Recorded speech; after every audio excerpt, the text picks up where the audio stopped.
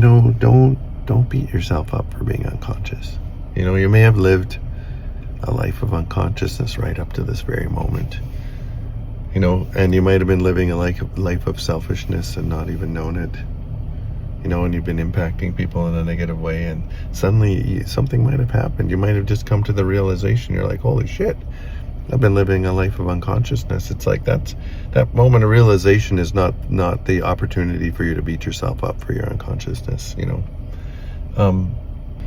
So it's like when we talk about these things, it's not about right and wrong. It's just about who you are and where you're at in your life at this certain moment in time, and who it is you really want to be. And being conscious really means not fooling yourself about that, right?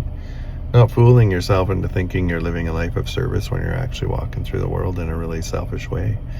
And sometimes the way we fool ourselves is really insidious in ways that we literally are unconscious of. There's no way that we can see it. I just want to say, if you've been living a life of unconsciousness and you've been selfish and you're recognizing that now in your life, you just had a moment of realization when you're just recognizing that. You're just realizing that in your life, that you may have been living a life of unconsciousness. You may have been harming people and not knowing it.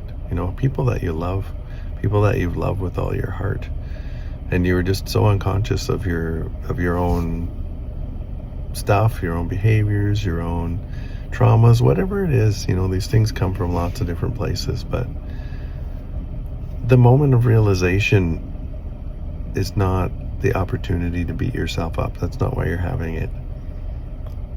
Congratulate yourself for recognizing it, for becoming conscious.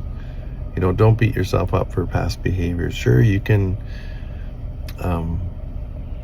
make amends for those kind of things if you get the opportunity. You can release your karmic attachment to them, your emotional attachment to them, but don't beat yourself up. That's not why you have those realizations. Don't beat yourself up. Just hold yourself with grace and be kind to yourself.